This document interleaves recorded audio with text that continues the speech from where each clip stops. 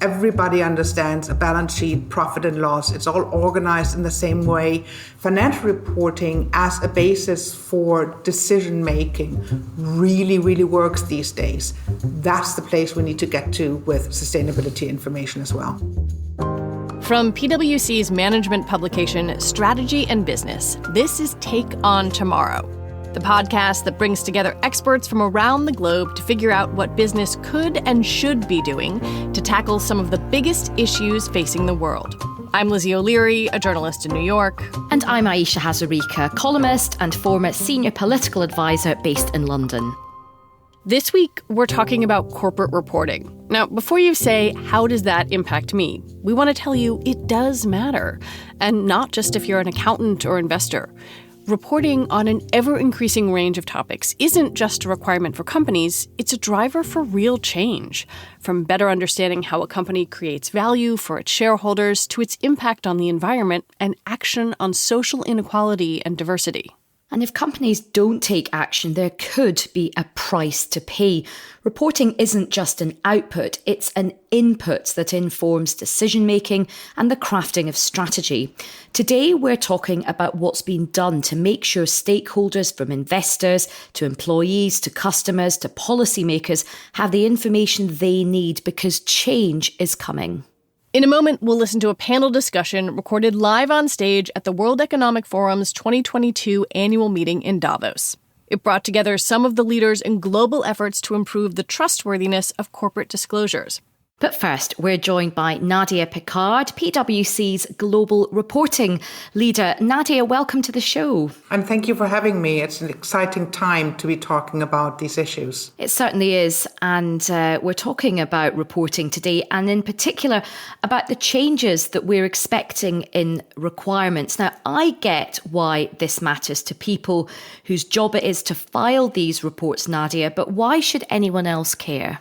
Reporting ultimately is about decision-making, right? You're issuing information to people who then are taking decisions based on this information. For example, investors are taking decisions on their investments into a company based on financial reporting, but their interest in sustainability information is ever so increasing. Employees look actually at corporate disclosures to decide who they want to work for, and customers look at corporate disclosures, but also at product disclosures to decide what they want to buy. And so reporting is about decision-making, and that's why it's important. Now we have an opportunity to bring our listeners into the room to listen to part of the conversation at the World Economic Forum. The panel was called Driving Change, the Global Alignment of Reporting Standards. You were on that panel, Nadia, and so was Emmanuel Faber. He's the chair of the International Sustainability Standards Board, or ISSB, formed around COP26 in Glasgow. Their goal is to develop a global baseline for sustainability disclosures. Let's hear him speaking as part of the panel now. The International Sustainability Standards Board exists to provide a language that corporate CEOs and investors can use to drive their discussions about what matters beyond accounting, on top of accounting. And that's climate that we are discussing here as well, but that's the whole ESG aspect. The one thing I have to say immediately is that we start from the materiality perspective, which is a financial materiality. So what matters for investors, capital providers, in the way they allocate capital and the price at which they allocate that capital in assessing the enterprise value of those companies, whether they are private, actually, or listed. And we expect our disclosures to help support a discussion about the short, the mid, and the long-term resilience, opportunities, risks that are there, the strategy, and also the governance of those very important material aspects. We are clear that our remit is shareholder capitalism, but we believe that capital markets drive economies, and therefore economies drive the way we live, which will have maybe an unintended consequence on the overall way economies serve the world better at the end of the day. We want that global baseline to be truly meeting the needs of sophisticated, largest investors, largest companies, and yet being inclusive of the smaller ones. So it's all the question of proportionality, of interoperability, of education and capacity building that I'm happy to discuss. But that's an entirely very wide page that we're trying to write together here. I want to pick up on an idea that Emmanuel referenced, materiality. Nadia, there are differing concepts of materiality that are extremely important here. I wonder if you could explain them. There are three kinds of materiality. The one is the investor or financial materiality that Emmanuel referred to. And that is commonly referred to as the sustainability topics that affect a company, that affect the profitability of a company. So it's an outside-in view. Quick example is, are there climate-related issues like floods that would require me to move my operations, my buildings, my real estate from an area that is prone to flooding? The second type of materiality is the reverse view, the inside-out view. So what impact do my corporate actions have on society and the planet? Am I using too much water in a certain area that then poses a problem to the communities that live in that area? Do I emit a lot of CO2? Do I cut down forests that then reduce biodiversity? If you combine the two, it's called double materiality. So looking after issues from both sides and actually providing disclosures around the impact on me as a business, but also on the impacts that I as a business have on society and the planet. And another panellist was Ilko van der Enden. He's the CEO of the GRI, the Global Reporting Initiative.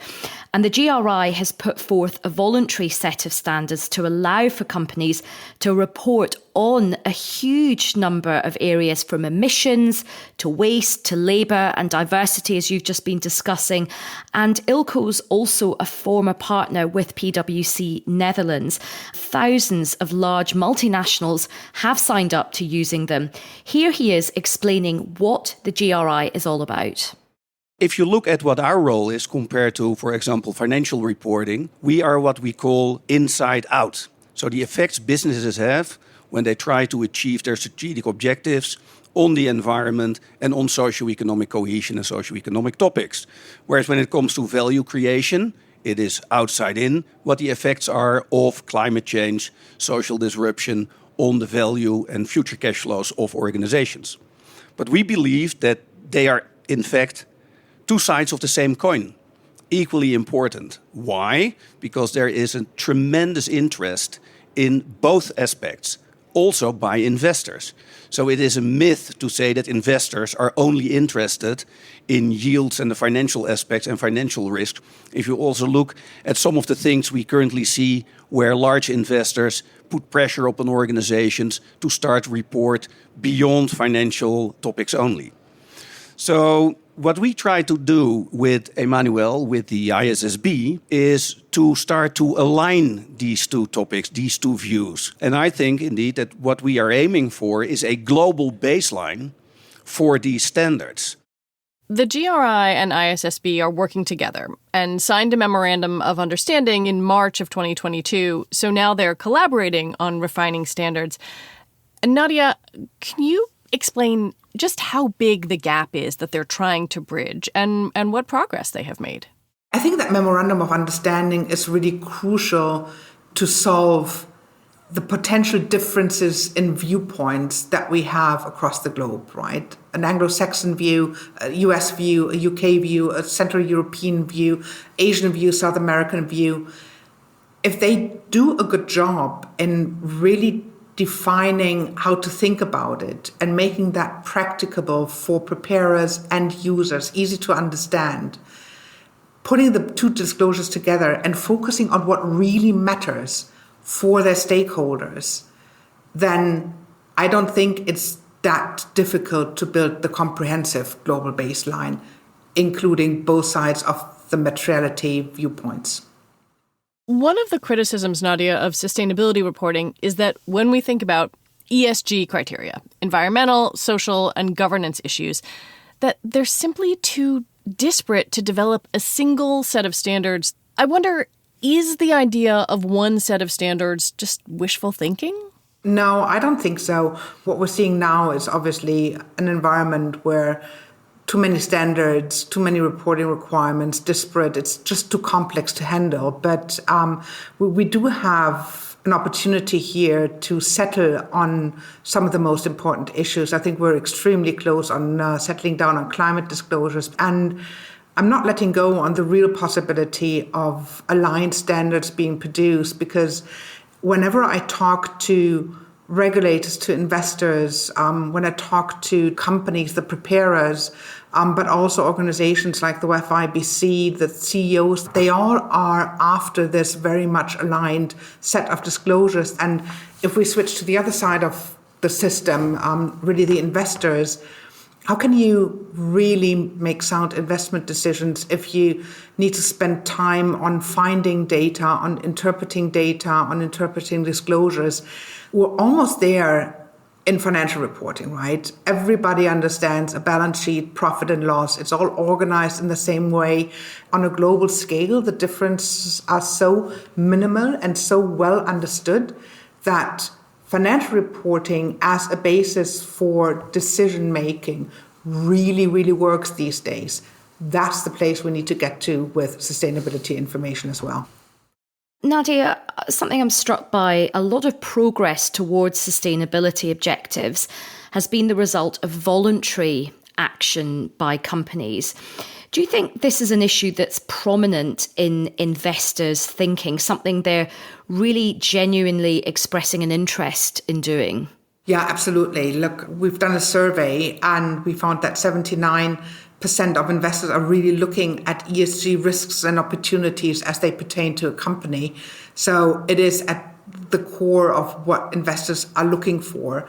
Ultimately, that's why investors are really interested in understanding how the company, how management thinks about all these topics and issues. What's the threat and what are the opportunities that are currently directly, knowingly affecting my business, my strategic planning, but also how am I using the resources as a company? What impact do I have? A lot of the discussion around sustainability focuses on the environment. We're talking about the E of ESG. But to expand into the S and the G, we're going to play a little sound from Ilko again. Some topics are more easy to understand when it comes to materiality and double materiality than others. So when we go to climate and carbon, everyone can understand carbon and climate things. But it gets more difficult when we go to the S and the G in ESG. And sometimes we forget about that one. The S is about human rights, equality, equal pay, child labor, safe workplace, indigenous people. How would you typically value that? But it is important. And it is material to many organizations because we live in a world with labor shortage. And we see that many, especially the younger people on the labor market, they take a serious look at these sustainability reports when it comes to these topics. Nadia, how much attention would you say companies are paying to social and governance questions, and how does one go about quantifying those issues? I think that is a very good example of a vastly different answer had you asked me that question 5 years ago. We've done a recent analysis on 120 global businesses, and that shows that diversity and inclusion data is the most reported on sustainability topic right after carbon emissions.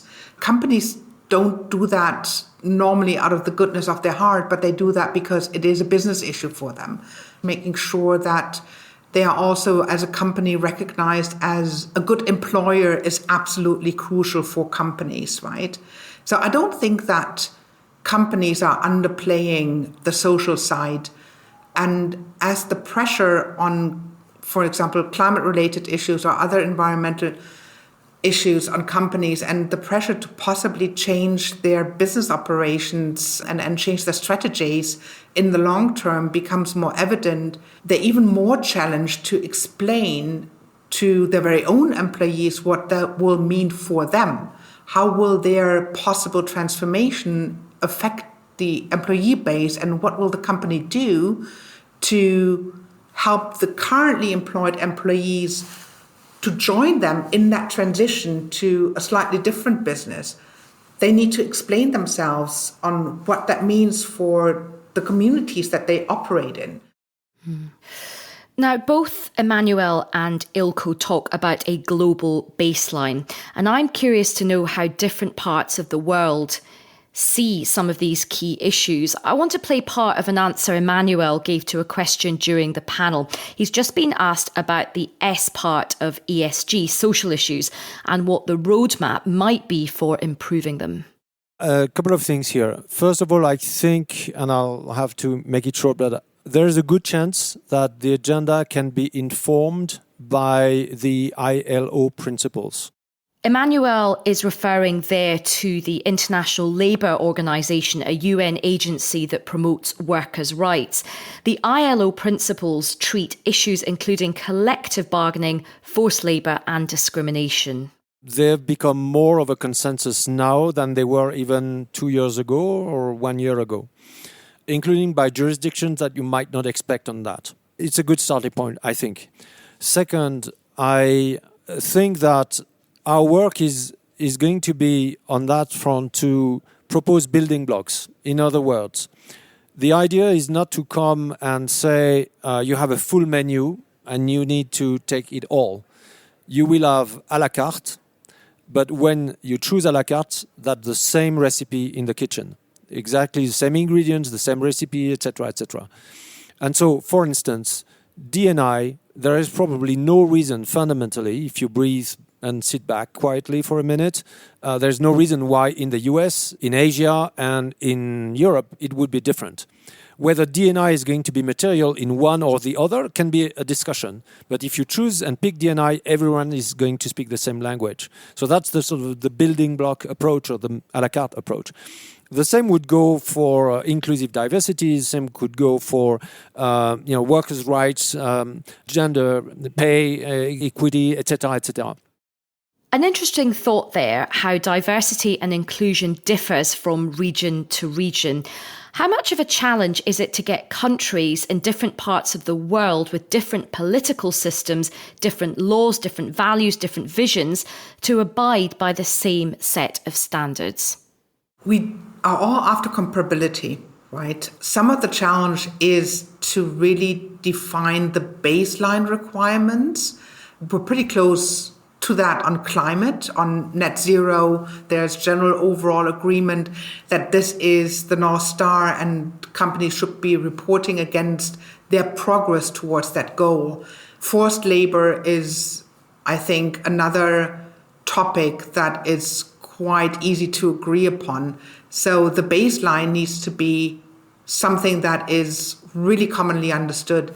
If there is then particularly regulatory overlay, for example, EU taxonomy disclosures that are required, or particular regulation in countries that require public reporting against it, so be it. But I think we need to be quite deliberate in not wanting too many disclosures, too specific, that responds to everybody's needs and requirements to really build that global system. How do you think people can get caught out if they don't fully disclose the information they should be doing, or they try and wash the information? What are the penalties? What are some of the sanctions that perhaps regulators or even lawmakers should be looking at? What are your thoughts on that, Nadia? There's a lot of NGOs and a really attentive public these days that really unpick corporate behavior. The knowledge around sourcing raw materials and what that really does to all sorts of products is increasing every day.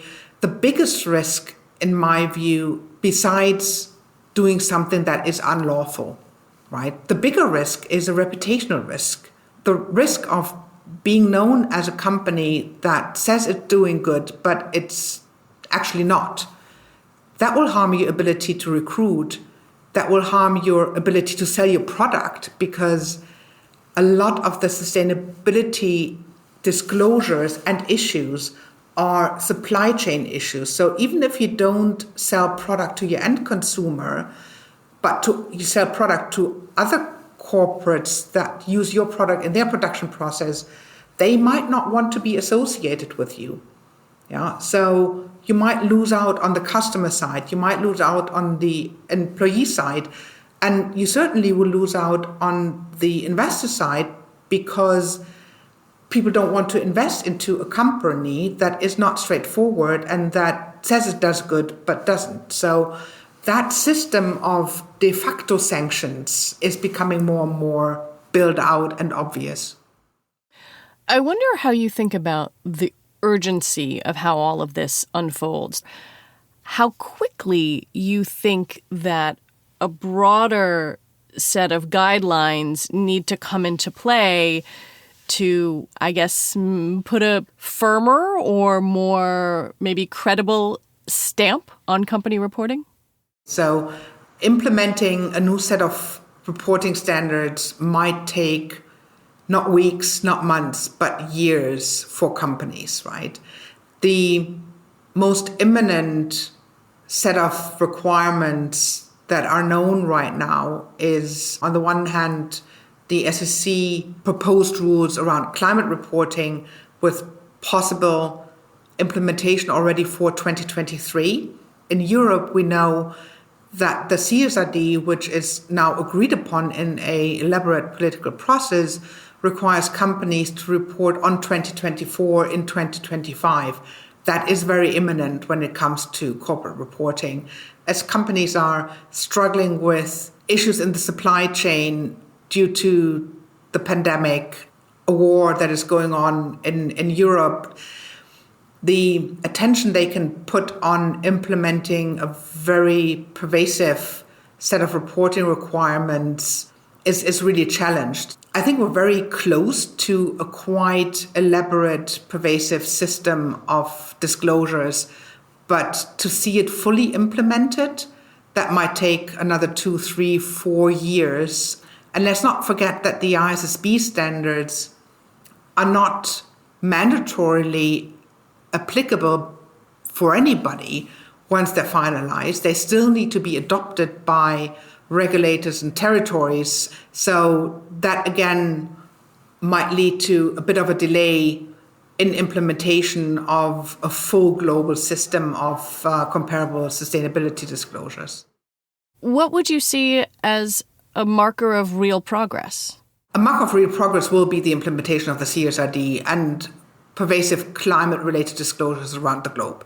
We're there, right? The SEC is moving forward. In the UK, there's mandatory TCFD. It's another climate-related reporting standard that is moving forward. We're seeing more and more territories really requiring particularly climate-related disclosures. So we will be building from there. But again, a whole continent, a whole European Union moving onto one reporting standard in the next 4 years, that will be significant progress.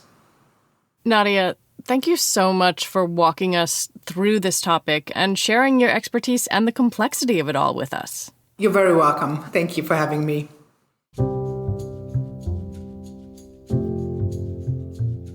Listening to that, Aisha, one of the things that was most illuminating for me was how something that could sound arcane, like corporate reporting standards, really lays out kind of a vision for real change that affects, the environment, people's lives, and maybe a different way of companies doing business.